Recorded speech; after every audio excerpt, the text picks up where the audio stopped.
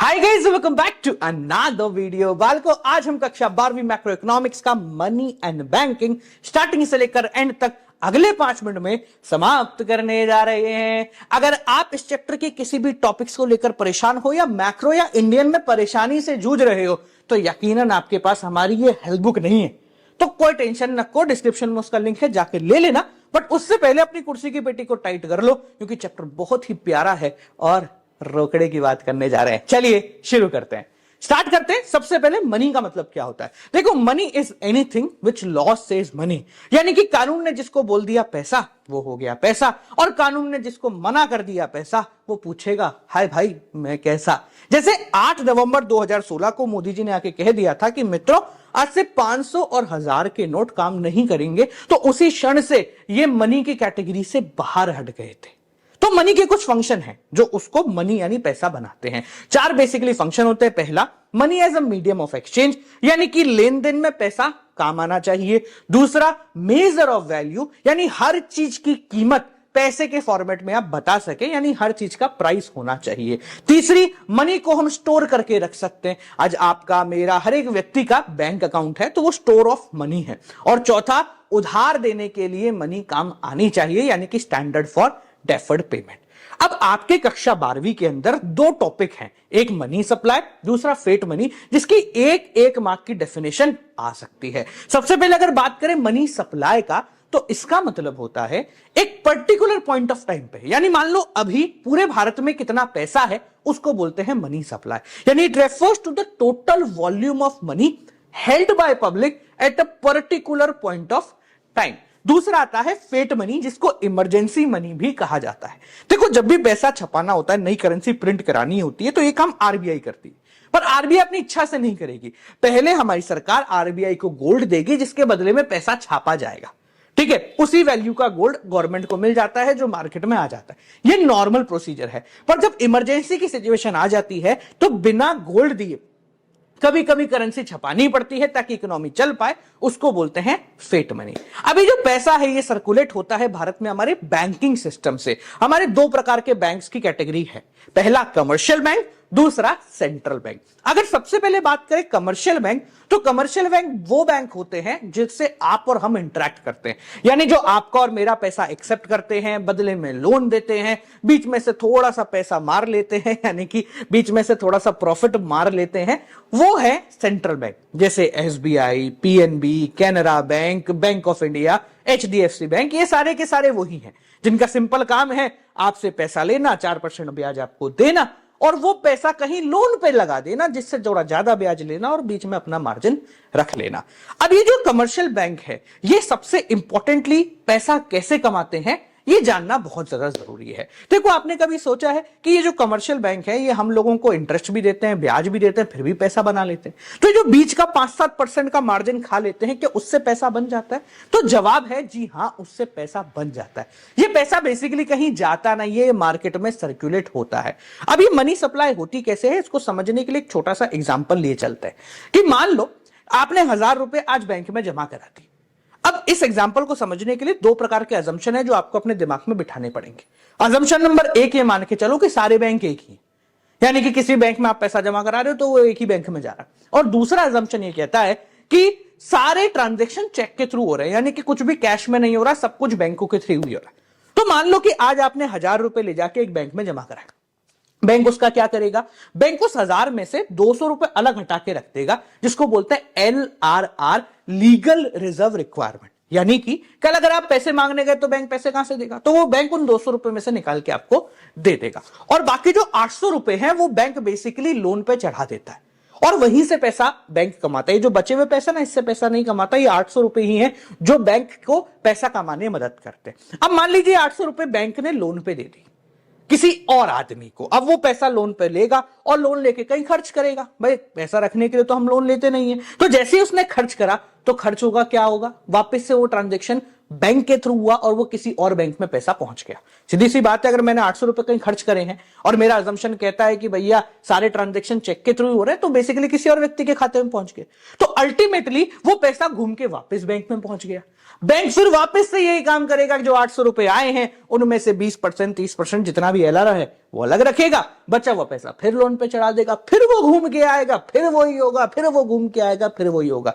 तो यहां पर बैंक एक प्राइमरी डिपॉजिट को ही बार बार घुमाता रहता है और उससे ब्याज कमाता रहता है। अब बैंक कितना पैसा कमा पाएगा ये डिफाइन किया जाता है उस अमाउंट से जो कि उसने रखा हुआ है, क्योंकि अल्टीमेटली अगर वो ज्यादा पैसे अपने पास in the form of LRR रख लेगा तो वो कम पैसा बना पाएगा। तो यहां पर बैंक कितना पैसा या कितना गुना पैसा बना सकता है, इसका एक फॉर्मूला है। जो फॉर्मूला है money multiplier is equal to 1/LRR, यानी कि इनवर्स रिलेशनशिप बिटवीन एलआरआर। जैसे मान लो कि बैंक में 20% पैसा रखना है, यानी एलआरआर की रेट आरबीआई ने बोली भाई 20% है, तो बैंक कितना पैसा बना पाएगा 1/20%, that is equal to 5 times. यानी कि आपने 1000 रुपए जमा कराए हैं तो बैंक उसको घुमा के 5000 तक कर पाएगा। अगर एलआरआर की रेट 50% होगा, यानी आरबीआई ने बोला भाई लोन कम दे दो, पैसा सारा सेव कर लो, तो bank 1/50% that is equal to 2 times, यानी कि 1000 के 2000 ही कर पाएगा। तो यहां बैंक कितना पैसा कमा रही है डायरेक्टली डिफाइन किया जाता है थ्रू इट्स एलआरआर, यानी लीगल रिजर्व रिक्वायरमेंट। अब इसके बाद कमर्शियल बैंक को छोड़ दें तो मेन बैंक जो आता है वो है हमारा आरबीआई, यानी कि रिजर्व बैंक ऑफ इंडिया। एक ऐसा बैंक जो इस पूरे बैंकिंग सिस्टम को गवर्न करता है, या सिंपल भाषा में बोले तो उसको रेगुलेट करने का काम करता है। आरबीआई जो है वो 1934 के एक्ट के थ्रू हमारा सेंट्रल बैंक बना। अब सेंट्रल बैंक का मतलब है इन सभी बैंकों का पिताजी। आप आरबीआई में जाके कोई ट्रांजैक्शन नहीं कर सकते, पर आपकी सरकार जाके आरबीआई में ट्रांजैक्शन कर सकती है। अब आरबीआई होने के अपने ही कुछ मजे हैं, तो क्या क्या फंक्शन है आरबीआई के वो चेक करते हैं। तो आरबीआई का सबसे पहला फंक्शन है करेंसी अथॉरिटी, यानी आरबीआई पूरे भारत में इकलौती ऐसी ऑर्गेनाइजेशन है जिसके पास ये ताकत है कि वो नोट छाप सकती है। जी हां, उसके पास नोट छापने की एक्चुअल मशीन है जिससे वो नोट छाप सकती है। अब ये अथॉरिटी सिर्फ आरबीआई के हाथ में ही क्यों है? ताकि नोट सेम से हो, उनको कंट्रोल कर सके हम। भाई ऐसा नहीं हो कि कोई भी छाप दे और कितने भी नोट बाजार में जा रहे हैं, ठीक है। हाँ, आरबीआई 1 रुपये का नोट और सिक्के नहीं छापती, वो बोलती है हमारे पास इतना टाइम नहीं है, ये काम जो है वो मिनिस्ट्री ऑफ फाइनेंस का है। और बेसिकली अब तो ये लोग छापते भी नहीं है और इतने 1-1 रुपए के बारे में बात होती नहीं है। पर अगर 1 नंबर का न्यूमेरिकल आ जाए तो भाई 1 रुपए का नोट हो गया या फिर बेसिकली सिक्के हो गए, वो सब मिनिस्ट्री ऑफ फाइनेंस छापता है।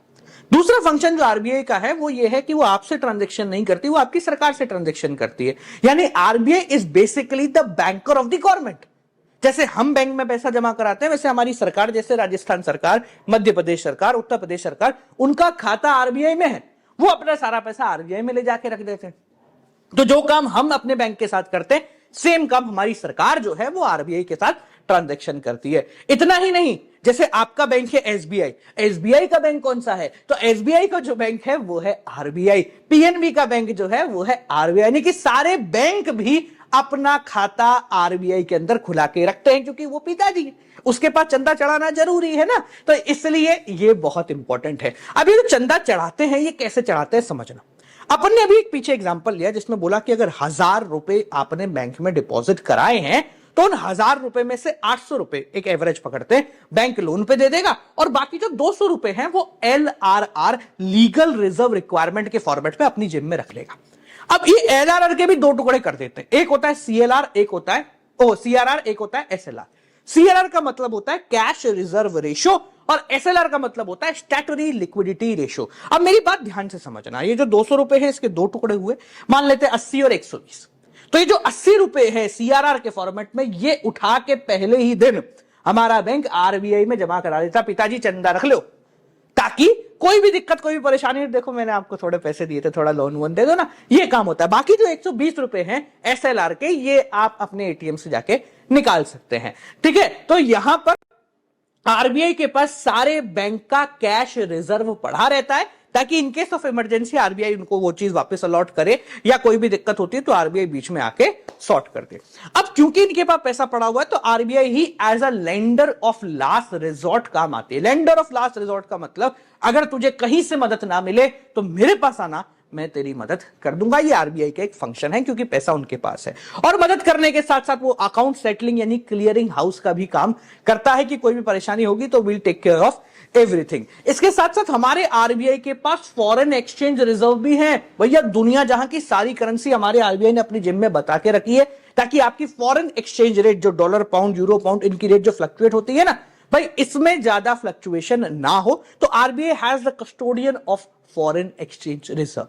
ये तो बहुत छोटे से काम हो गए। नहीं, हमारा आरबीआई सेंट्रल बैंक है, तो एक बहुत इंपॉर्टेंट काम है जो सेंट्रल बैंक करता है, वो है controller of money supply and credit. यानी कि आरबीआई के पास ये शक्ति है, ये क्षमता है कि वो बाजार में कितना पैसा घूम रहा है या कितना उधार लोगों को दिया जा रहा है, इसको पूरी तरीके से कंट्रोल कर ले।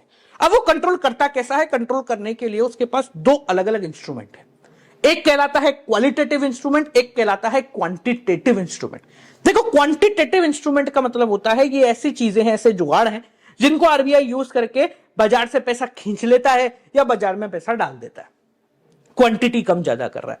क्वालिटेटिव इंस्ट्रूमेंट वो इंस्ट्रूमेंट होते हैं जिसमें आरबीआई बोलता है नहीं नहीं तेरे पास नहीं, तेरे पास चला जाएगा, यानी कि सिर्फ डायरेक्शन बदलने का कार्य करता है। तो सबसे पहले पकड़ते कैसे पैसा खींचेगा और कैसे पैसा छोड़ेगा, यानी कि क्वांटिटेटिव इंस्ट्रूमेंट कैसे आरबीआई इस्तेमाल करता है। इनमें सबसे पहला आता है बैंक रेट। देखो, सिंपल सी बात को समझना, आपको लोन चाहिए, आप किसके पास जाओगे? बैंकों के पास। बैंकों को लोन चाहिए तो वो किसके पास जाएंगे? वो जाएंगे बेसिकली आरबीआई के पास। तो आरबीआई जब कमर्शियल बैंक को लोन देती है तो बदले में कुछ इंटरेस्ट चार्ज करेगी, उस इंटरेस्ट को बोलते हैं बैंक रेट।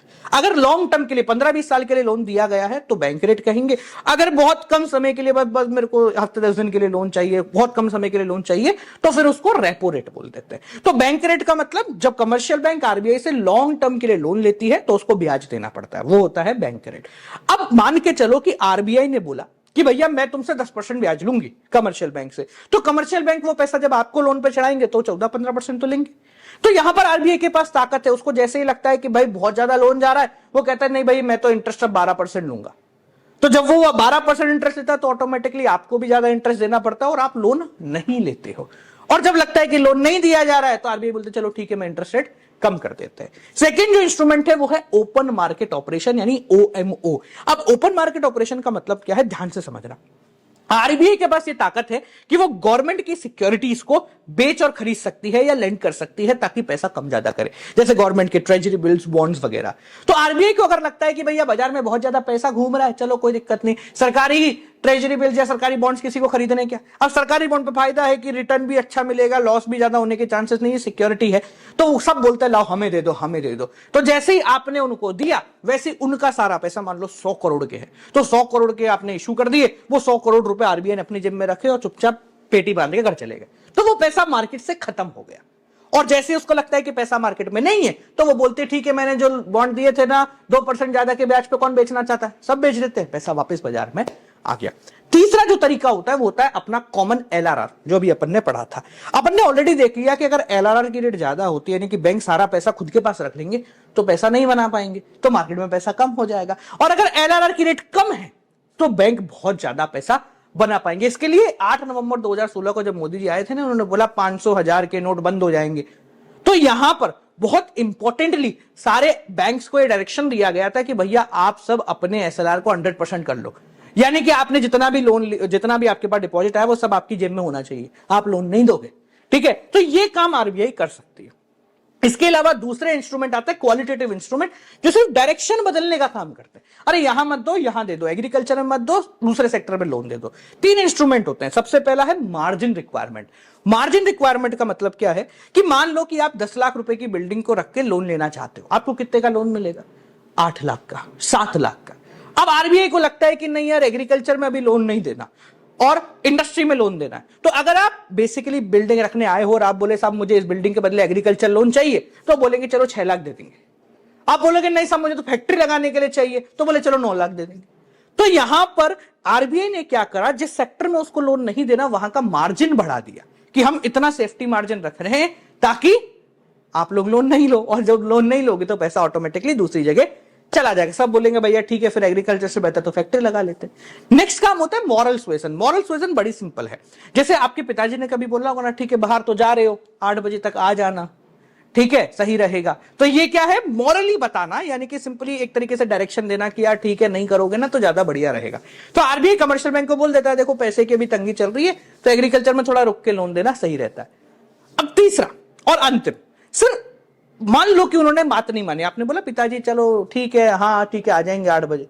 एक दो बारी जब ऐसा हो गया तो फिर पिताजी क्या बोलेंगे, देखो 9 बजे तक आ जाना, नहीं आए तो फिर बाहर ही रह जाना, ठीक है, यानी कि धमकी दे देना। तो यहां पर जो है आरबीआई तीसरा इंस्ट्रूमेंट यूज करता है जिसको बोलते हैं सिलेक्टिव क्रेडिट कंट्रोल, यानी कि वो बोलता है ठीक है हम तो क्रेडिट की राशनिंग कर देते हैं। राशनिंग करने का मतलब हमने पहले से डिसाइड कर दिया भाई 100 करोड़ इसमें एग्रीकल्चर में देने, इससे ऊपर देने ही नहीं है, जाओ तुम मानते नहीं हो ऐसे तो इससे ऊपर नहीं देने, ठीक है, भले कितना ही प्रॉफिट हो रहा हो तुम नहीं दोगे, ठीक है। इंडस्ट्री में मान लो 500 देने, तो उन्होंने क्या करा, लिमिट सेट कर दी कि इससे ऊपर की लिमिट मतलब भग जाना है यहां से, तो ये कहलाता है सिलेक्टिव क्रेडिट कंट्रोल, ठीक है। तो बालको ये आपका पूरा का पूरा चैप्टर यहां पर हो जाता है समाप्त। इसी प्रकार से बाकी चैप्टर भी अपन ने कर रखे हैं। जाने से पहले कोई दिक्कत परेशानी हो तो ये हेल्प बुक आपकी सारी परेशानियों का समाधान करेगी।